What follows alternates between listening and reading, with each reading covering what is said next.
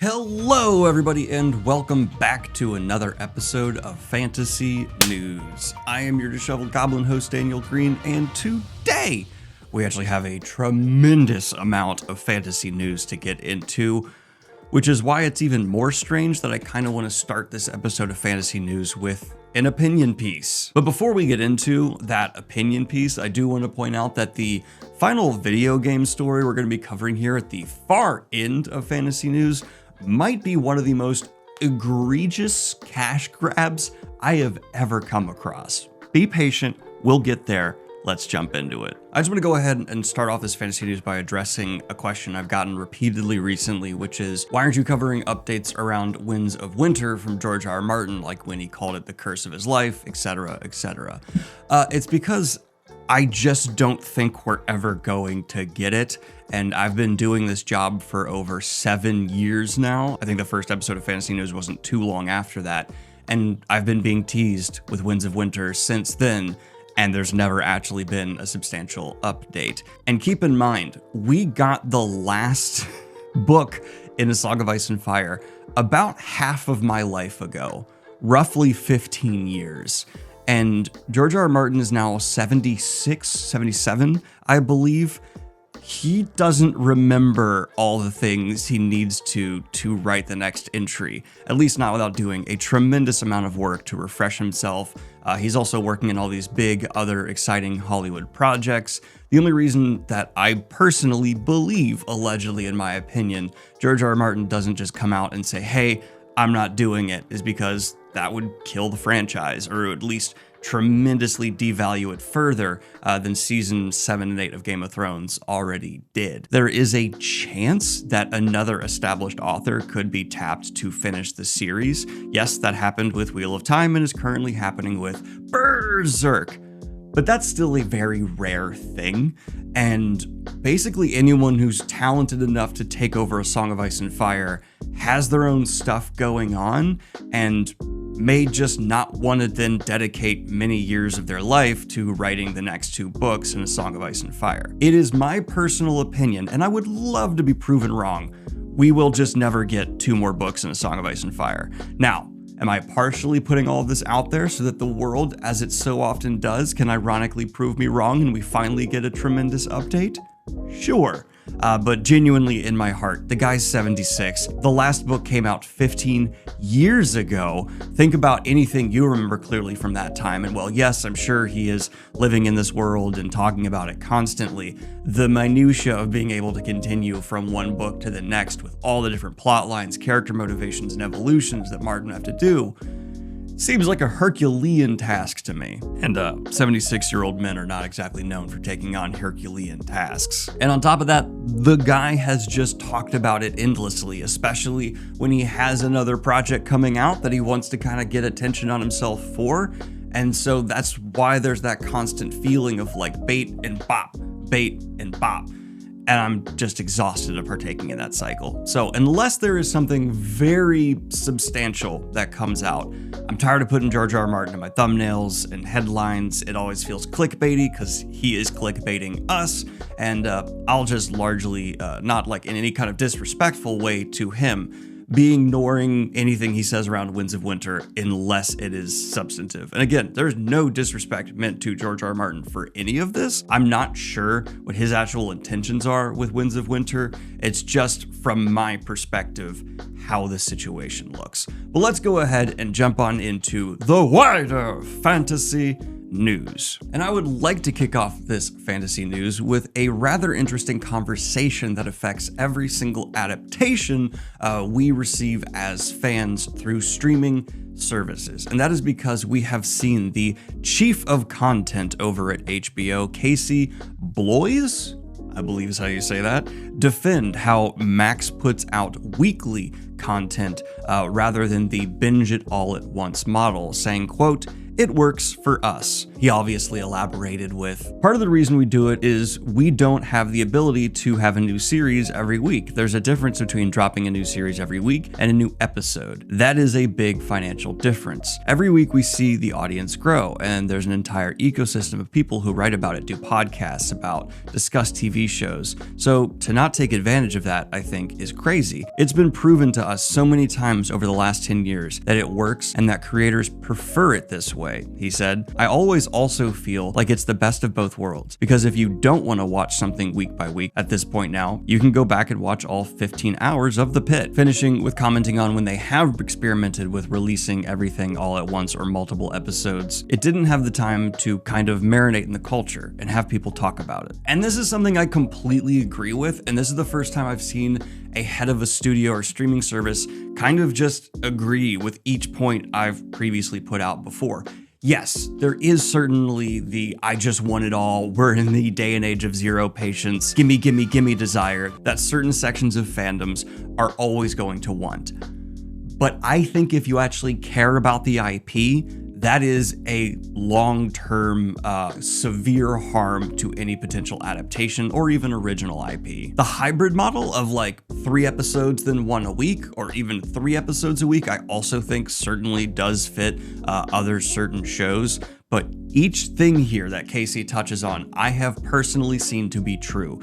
If a season is just dropped all at once, like we've seen with The Witcher, it might have a pop of a moment, but in terms of having the content created around it, that's essentially free advertising for streaming services or channels of people theorizing, discussing, and reviewing, is essentially gone.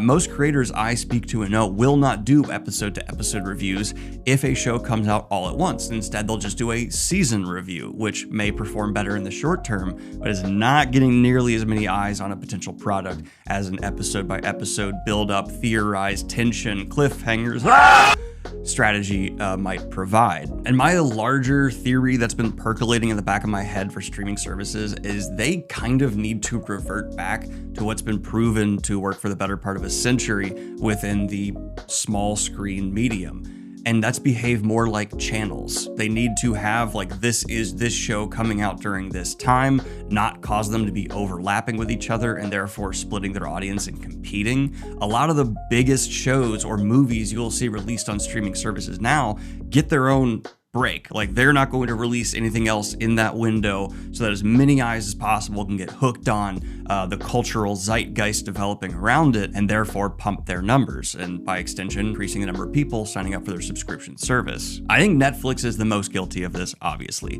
They compete with themselves, and despite being one of the oldest in the streaming service, whenever it seems like an older strategy might actually be for the better, Netflix seems the most resistant to adapting it, though they have in recent, I think, year plus or so, been more open to a weekly release strategy. I, as someone who wants to see IPs do well when adapted, am hoping that actually becomes the norm. Because like it or not, content creators like myself and those that are far bigger than me do drive enough views to make or break a renewal of a show or make or break the financial success of a movie. And I think it's why Apple, Disney, and HBO seem to be far more dedicated now to a weekly release strategy. But this is going to take me to talking about the basically expected at this point yearly Worldcon drama, because potentially maybe it is part of their marketing. I have no idea. It seems likely at this point to me. But they have released an additional apology, an update, as well as transparent unveiling of how exactly AI was used in the vetting process for their panelists. Now, as of the time of me recording this episode of Fantasy News, they have said there's going to be an additional statement put out tomorrow for me, today for you. I'll try and wake up early and include it at the end of this segment if I can, but if they're releasing it after 9 a.m. EST or even like 8 a.m. EST, I won't be able to squeeze it in. So it'll be caught up with after that. But for now, they basically kind of actually addressed one of the points that I brought up, which is even if, like, you know, OpenAI, ChatGPT, whatever you want to call it, can actually do a semi-decent process of vetting a panelist, which I have seen very mixed opinions on both sides from people who seem to have qualifications. On top of that, Worldcon, to their credit, actually addressed the kind of it's just bad optics right now with what's going on with AI angle to all of this, because we are in the middle of potentially one of the largest thefts in history, as AI with massive companies behind it continues to either directly through things like LibGen steal from authors on a scale previously just never seen before, or even just the continued ongoing mining of art on the internet to train AI, which in my opinion does fall under the same kind of theft. To be completely fair, as far as an actual apology goes, the contents of this one basically are the best that I could expect to see at this point. Going through the actual, hey, this was brought to my attention, I personally made the call thinking it was fine. Now in hindsight, I regret that. Like, it's a genuine as you can make it through the written internet medium apology. It's just how good can it actually be in a situation like this where, yeah, people are going to be upset. And that actually hits on something that I've seen so many people reiterate that I should have hit on in my first coverage of this scandal, which is, how is this even saving time for you all in the first place if you're having humans check everything? Like, what the hell? But all right, let's go ahead and shift on over to some Big Five publishing house publishing news. And that is because we have seen Penguin Random House sign a deal with Disney to create manga for the mouse. This includes other forms of publishing for Disney as well, but it was just notable that manga seemed to be a big part of this deal, which makes sense with the growing popularity of the medium here in the United States and just the West as a whole. But within this deal, Penguin Random House will have the rights to publish books for the following franchises: Pixar, Marvel, Star Wars, 20th Century Studios, and National Geographic. What's interesting to me though is this is far from exclusive. In fact, there are several other publishers who have the rights to publish manga for Disney. This includes Dark Horse, Viz Media, and Tokipop. Just goes to show how big and powerful the mouse is that they can already have a deal. It's not exclusive, which is usually more difficult to get, and then they can sign multiple others and people will keep signing on. Because it's the mouse. Speaking of Penguin Random House though, this is going to be a very nice natural segue into talking about a book they're potentially going to be releasing, unless something goes horribly wrong, from Matt Dinniman. But no, it's not the next Dungeon Crawler Carl book. There's actually going to be a new series coming from the current king of lit RPG called Operation Bounce House. At least the first entry is called that. With a synopsis that reads, all colonist Oliver Lewis ever wanted to do is run the family ranch with his sister, maybe play a gig or two with his band, and keep his family's aging fleet of intelligent agriculture bots ticking as long as possible. As a fan of Earth television and culture, he figures it will be a good thing when the transfer gate finally opens all the way and restores instant travel and full communication between Earth and his planet, New Sonora. But there's a complication. Even though the settlers were promised they'd be left in peace, Earth's government now has other plans. The colossal Apex Corporation is hired to commence an eviction action, but maximizing profits will always be Apex's #1 priority. Why spend money printing and deploying their own AI soldiers when they can turn it into a game? Why not charge bored Earthers for the opportunity to design their own war machines and remotely pilot them from the comfort of their own homes? The game is called Operation Bounce House. Oliver and his friends soon find themselves fighting for their lives against machines piloted by gamers who've paid a premium for the privilege. With the help of an old book from his grandfather and a bucket of rusty parts, Oliver is determined to defend the only home he's ever known. And this is looking to be released February 10th of 2026. And I have a couple additional thoughts here. A surprising number of even Dungeon Crawler Carl fans seem unaware of the fact that Matt Dinniman has actually published quite a few books before that series.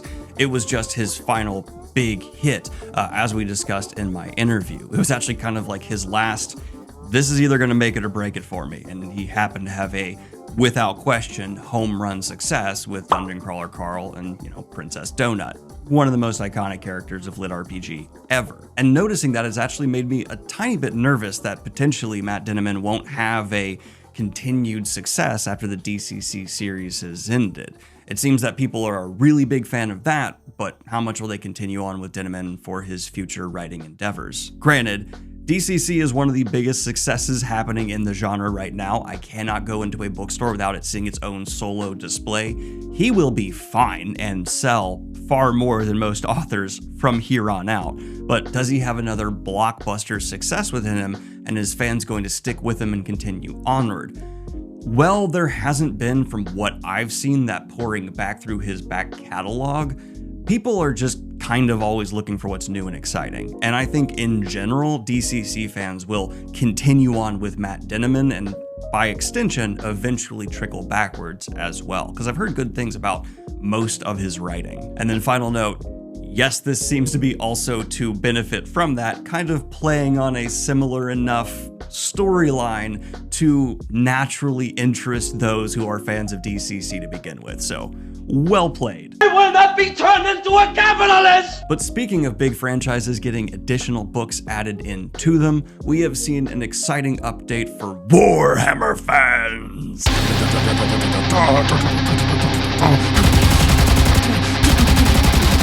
Murder, death, sorry, that's the vibe of Warhammer books, generally. That is because the Black Library, the vast catalog of, Kayla just put on screen how many Warhammer books exist now, is going to be growing once again, with entries from the Corsairs, Vampires, Battle Sisters, and more. Because we have seen announced an Eldari Corsairs novel titled Void Scarred by Mike Brooks, Queen of the Rose Throne by Gary Closter, Paragon of Faith and Other Stories by multiple authors, Abaraxia, Spear of the Ever-Chosen by Chris Thurston. And there's these little minis coming along with it as well. Now I'm going to be perfectly transparent here. While I have read 3, yes, Warhammer books, I am very ignorant when it comes to the wider context of the Black Library. For those of you who have no exposure to it, it's like the Cosmere, but on super steroids in terms of its girth. So if there's any important details or something special about these particular books, please, if you are a Black Library fan, leave a comment down below. I'll pin it just for additional context. Next news. But possibly an even bigger name within the fantasy space has had an exciting update from Orbit Books _ UK on Instagram. And that is because David Gemmell has a 40th anniversary collector's edition of his legendary Legend book coming out the 24th of June this year, featuring brand new cover design, a new introduction from best-selling fantasy author John Gwynne, in my opinion, a match made in heaven for this, foil printed coverboard, gilded edges, and 4 color in papers, head and tail brands. Unfortunately, they did not credit the cover artist in this actual post, but I would like to add a little side note to my buddy Evan Lycum. You left this comment twice that says shut up and take my money. Just putting that out there, you have it twice on there. You might want to delete one of those. It's redundant, we get it, you'd like the book. Next news, the Outlander series is finally going to be ending. Yes, the 10th and concluding book within the long ago adapted epic is officially set to be released. Oh, correction, I'm so sorry. I had a bunch of release dates in my head because I was looking through all these stories. There is no set release date, though the author notes this title, as doomy as it seems, is not guaranteeing the death of any character. Full quote here on screen. So if that was terrifying you, no, it is still a mystery. And I was actually shocked to learn while researching this story that the Outlander series that I think started all the way back in 2014 is still ongoing and seems to have been well received by fans across the board. Just a massive success within the spec fic space that I was completely unaware of, and goes to show how gargantuan this environment can be. Something like this can just continue to be going, have a dedicated fandom that's large enough to make an adaptation financially viable, and it's just not on everyone's radar. Crazy to me. I mean, it's been going on for over 10 years. People have made a career out of this. God damn. And it looks like the 8th and potentially final season has yet to be announced when it's coming out, though it is on the way. But that is going to take us to the consistent cover reveals of the day. And we're starting one off that's got an interesting play on a title. And that is because we have seen from Tor Books the cover reveal of The Subtle Art of Folding Space, with a tagline, "This is not your usual jaunt through quantum physics." And this is coming from Nebula and Hugo Award-winning author John Chu. And apparently this book will cover trauma, quantum physics, and dim sum. Now I'm hungry and already confused. Quantum physics just confuses me naturally. With art by Weston Way and jacket design by Katie Klimowicz. If you're unaware, there is a book titled The Subtle Art of Not Giving a and this is clearly playing off that to insert its sci-fi angle. Does this mean it's also going to be talking about how you can subtly not give a through science fiction? I have no idea. But there's a quick synopsis that reads, Ellie's universe, and this one, is falling apart. Her ailing mother is in a coma. Her sister, Chris, accuses her of being insufficiently Chinese between assassination attempts. And a shadowy cabal of engineers is trying to hijack the Skunk Works, the machinery that keeps the physics of each universe working the way it's supposed to. That was so much at once, my god. And when it comes to the cover, I actually love this one, having like the fold representative of like the singularity point, and then that actually work with the box you use to make dim sum.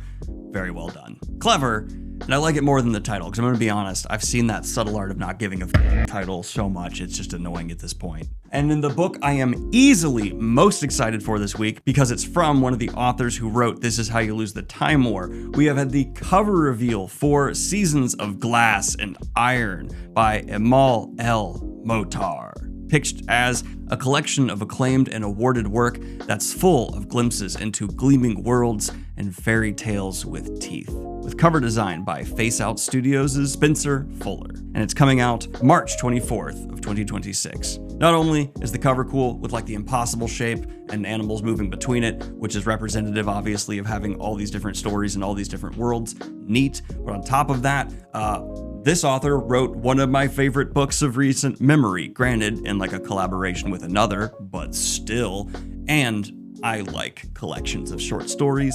They're a long, sacred tradition within the speculative fiction space to just communicate concepts that could be genuinely profound, but aren't exactly something you can work an entire several hundred page book with. So awesome. I'm looking forward to this.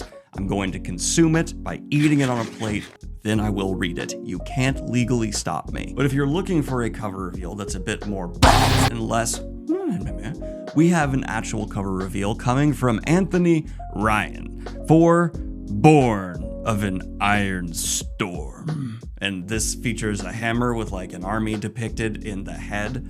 Badass. And this is continuing the epic tale begun in A Tide of Black Steel, and will be coming out August of 2025 with cover design by Ben Pryor. And just like the wave storm, the general aesthetic makes me think of like drums beating on a ship making its way through the...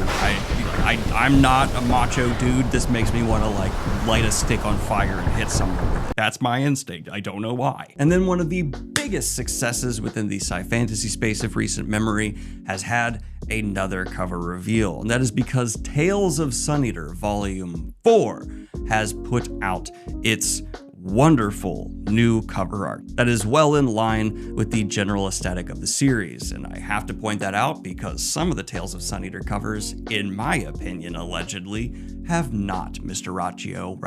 It's been a minute. I already forgot how to pronounce your name. I forget everybody's name. I've met you in person. This is embarrassing. 12 seconds later. Raccio. It just came back. This will be coming out July 15th of this year, and for those of you unaware, Suneater is a sci-fantasy story well in the tradition of Dune, and these Tales of Suneater are kind of like offshoot supplementary stories that are not required reading for the main one, and vary in quality in my opinion from like good to really great. There's only like one of the Tales of Suneater things that I was just kind of like meh on. And then Nightfire Books has brought us the cover for Morsel, a book by Carter Keene. We are in love with this stunning cover of Morsel, described as a delicious folklore horror novel coming out April 14th of next year, with art by Emerald Barkley and design by Jess Keeley. Bite the hand that feeds you. I would recommend not. In my experience, that is something you don't want to do, but hey, this book, might make a great case. But if that last cover was too spooky, I'm happy to say we have a cozy, comfy, adorable one up next. That is going to be for, quite honestly, like a bit of a title pun, I'm amazed I have not seen in my lifetime. This seems obvious, but it's brilliant. Oh my god. And that would be for Drag Along. Dragon Along. Drag Along. Dragon Along. I love that. By Joseph John Lee, with cover art by Miblart, described as, sometimes the promise of a different story doesn't quite go the way you planned. After the adventure of a lifetime and hatching a dragon of his own, Cimmerian promises his mother that they won't be forced on the same journey his sister embarked on. That pledge appears to have happened a bit too literally. For as much as Cimmerian's hatchling Brian loves to sit and read with him, they share neither the bond nor the friendship that Cimmerian's sister had with her dragon. And I mean, look at this little guy. He's so cute.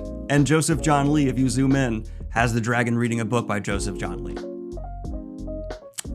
God damn it, this is perfect. And that cover that dragon is reading is actually the first book in this series, which I believe from this blurb, I have not read it, follows the sister. So this is making it the Dragons of Nor number dos. Although having the dragon read the book that's the first book in the series opens up some canon issues where it's like if they meet and talk to each other and they're the characters from the book they just read, is that going to cause like a paradox that causes the universe to explode? Don't kill this adorable dragon with a paradox. I would not like that. And then for fans of not classical composer, but delightful author Adrian Tchaikovsky, we have had a release date and title drop for his next book, Pretenders to the Throne of God. Possibly his most epic title to date, and this will be coming out May 3rd of 2026. Pitched as Ares I can't do that name. The city on the back of a crab is the next state slated for conquest by the Palatine, but its citizens won't give up sovereignty easily, and the siege has now dragged into the harsh Erisy winter. The defenders, both locals and PAL renegades, hold an uneasy alliance against the enemy at the gates, while the PAL army is constantly looking over its shoulder for the next self-destructive dictate from their government back home. Within the city, Devil Jack is the apprentice to the notorious conjurer and Bod known as the Widow, a good man driven to bargaining with hell to get back what he's lost. Meanwhile, Kifel Ia Lichan is the city's champion, a child of privilege who just lost everything to the invaders. We follow the ups and downs of both as they try to survive the siege and make their own destinies in a world that's cut them loose. And for this next bit of book news, we're actually going to be talking about an adaptation coming from a Korean author. And as Kayla spent 10 years living in Korea, you'd think I'd let her take this over to give some like nuanced takes on like what this series is, how popular it is in Korea, etc., etc. But instead, I'm going to try and go through it all and pronounce it all right, just to drive her insane. Let's go. No.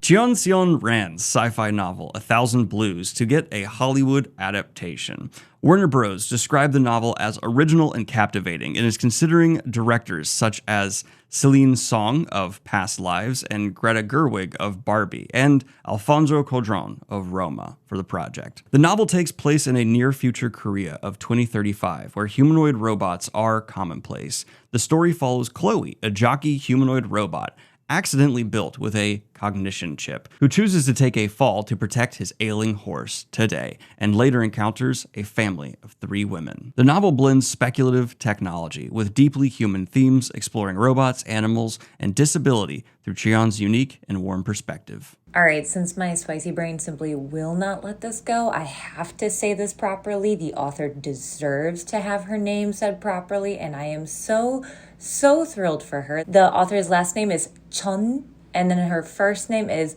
Sollan.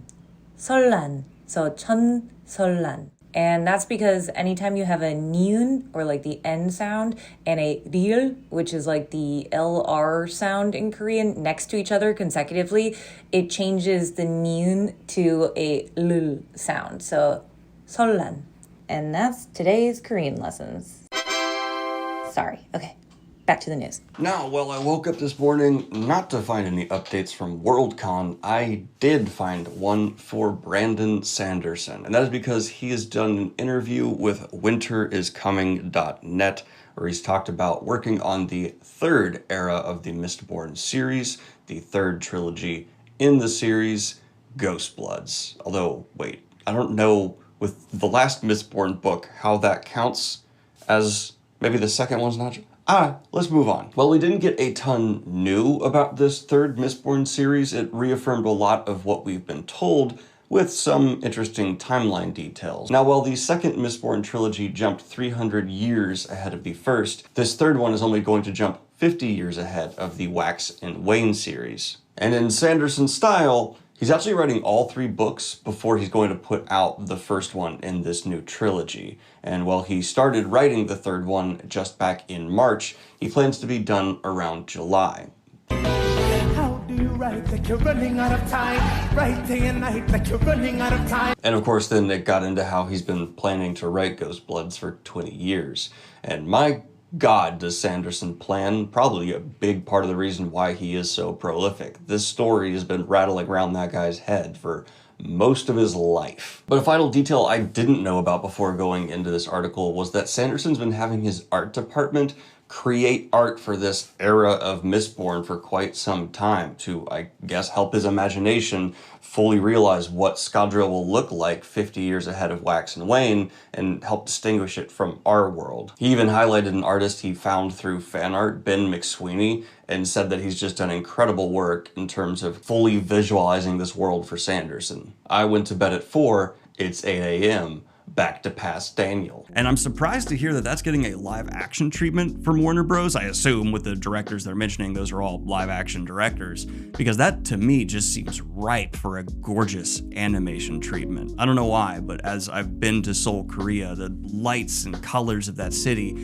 would just look so stunning within, adding it to a future aesthetic and then having an animator go through and just amp it up for artistic intent. But now that I think about it, these directors are all wonderful visual artists who have been able to do something similar in live action. So you know what? I'm good with it either way. Congratulations. But in the last 2 weeks, actually, the story that I have been pinged the most from the goblins to cover is, of course, the travesty of a book convention that happened recently, where authors were brought in from the romantasy space to speak with their fans, sell books, and it ended up being a total flop. With the authors being told there were over 5,000 tickets sold, it turned out that there were fewer attendants than there were authors.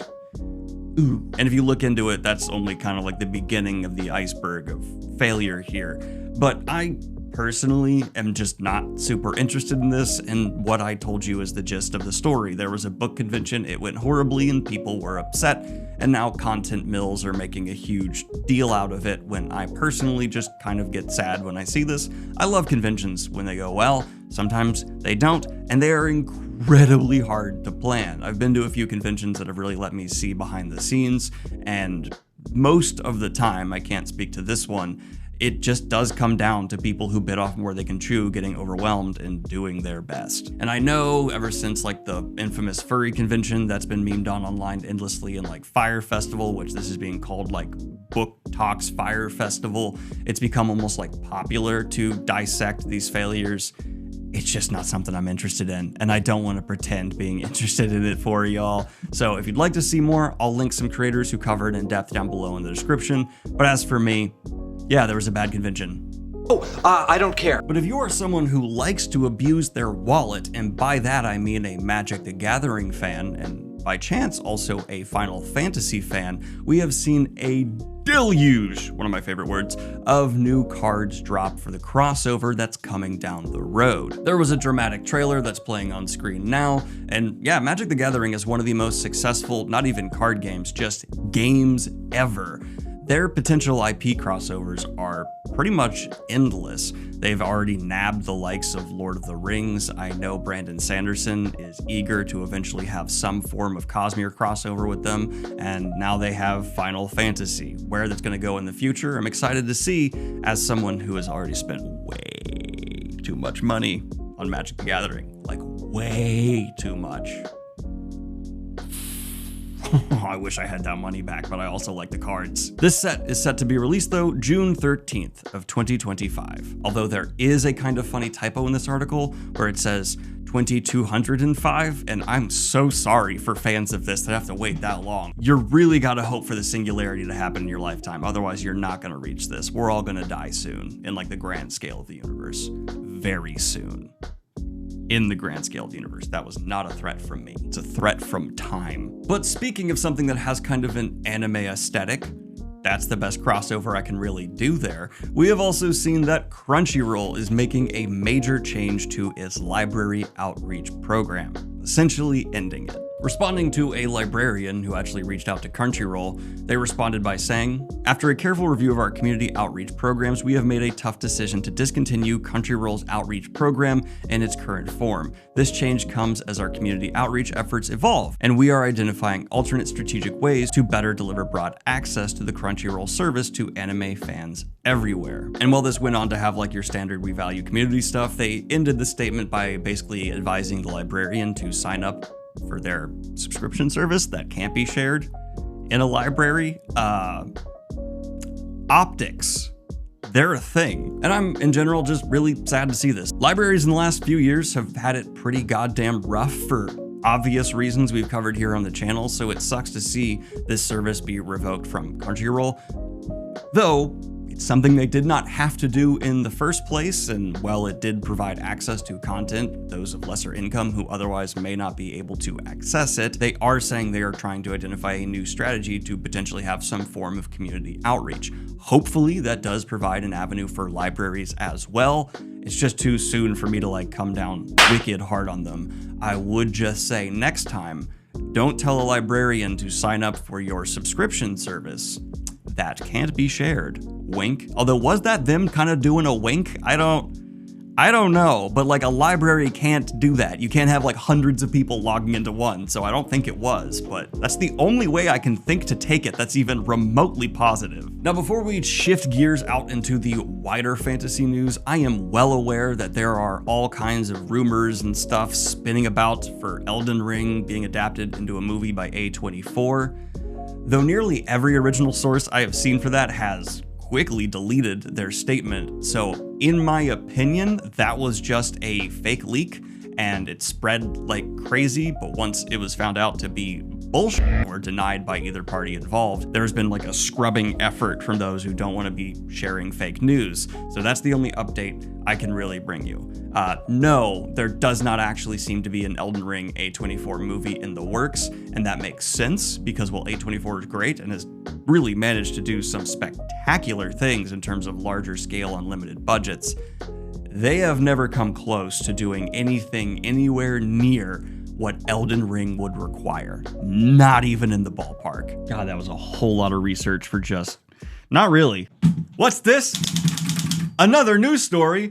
What's it about? A Tolkien story? That's right, because we have officially gotten a release date for the upcoming Hunt for Gollum movie, and yet another demonstration of just how much the Tolkien legacy can take before it actually begins to show some damage. This movie, based not on a novel written by Tolkien, will cover Aragorn's hunt for Gollum through Middle-earth, and it's based off of not a book, not a short story, something within Tolkien's appendices. Cool. See that udder? It's getting milked. There's only dust coming out, but they're just milking it. The only good news I can see about all of this is that yes, Andy Serkis will be returning to portray Gollum. And honestly, that is such a combination of genuinely incredible performance mixed with nostalgia bait that I will be seeing this in theaters. Though for general audiences, it's been 22 years since the last Lord of the Rings movie came out, I believe. And then the Hobbit movies are about 11 years ago. So what seems to be more fresh, and especially like young moviegoers' minds for Gollum, might be like the Gollum video game that's notoriously one of the biggest video game flops of this era.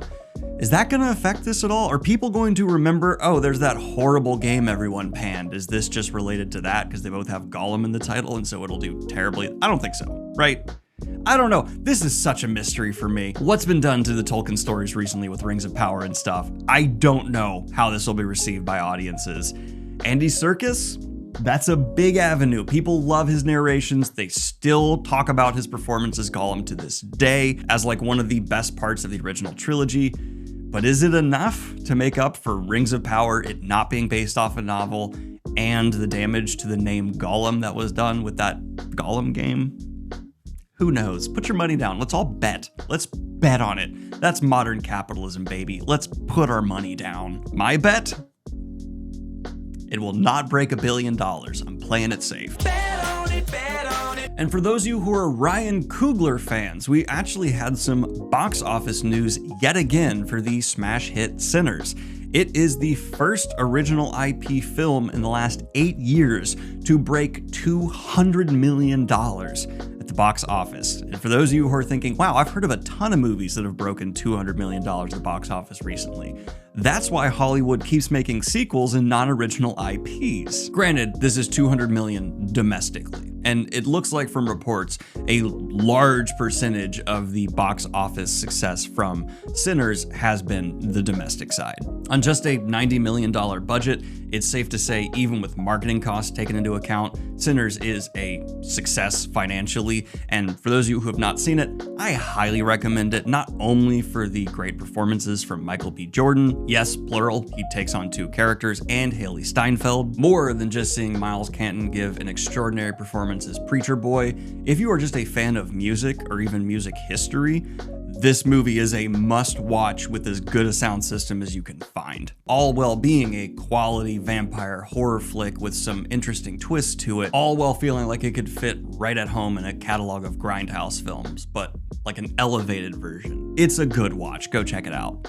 There is a severe jump scare with a snake though, and as someone with a snake phobia, I nearly leapt out of my seat. But from sin, we're gonna go straight to kill, because we have had a trailer drop for the adaptation of the manga that inspired Edge of Tomorrow, and that would be All You Need Is Kill. And as someone who is a massive fan of Edge of Tomorrow, I'm actually really excited to see this anime. And while the release date for this adaptation has yet to be announced, it is coming to us from Studio 4C. But that is not the trailer I am most excited for, because in the long history of Stephen King adaptations, I think it's safe to say there has been all of the quality. Not meaning everything has been great, but I mean like on the scale of potential for things being trash to one of the best pieces of art of all time, we have seen everything from forgettable schlock to the likes of Carrie, Green Mile, The Shining. And it's been consistent for decades. We're always getting Stephen King films within that full range.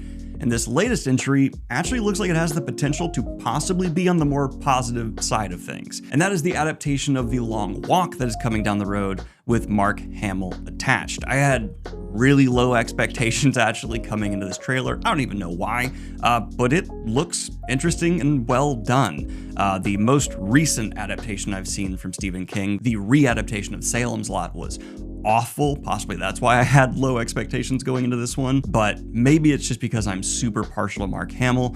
Possibly it's because this is such an easy concept to bring to the screen, but there looks to be serious potential here. And with the director of The Hunger Games attached, there's a familiarity, experience with dystopian stories behind the wheel. Then we also got yet another How to Train Your Dragon live action trailer, and more importantly, in my opinion, there is a 4K remaster coming out of the movie Ran.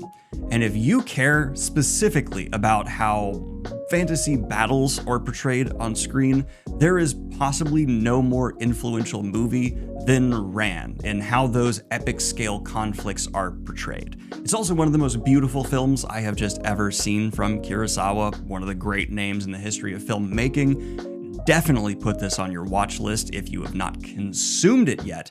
And if you haven't, maybe wait for this 4K remaster, because I'll be watching it again. It looks stunning. He was actually apparently struggling with vision issues while creating Ran, yet he managed to craft one of the most visually striking films I have ever seen, in a day and age where everything was practically on the screen. And yes, it is a reinterpretation of Shakespeare's King Lear. Oh, and amazingly, this is not only coming out in a 4K Ultra HD 40th Anniversary Collector's Edition on July 21st, but it will also be in select cinemas. I am going to be trying to find it to watch it in a cinema. This is a movie I really wish I'd been able to see on the big screen, so hell yeah. But what I want to talk about here in the final story of the day of fantasy news is what's going on with Diablo and Berserk, because this was brought to my radar actually like a little bit ago, and I thought they would react to the backlash. I thought possibly they'd be like, you know what, our bad, we're gonna lower the prices, but they haven't.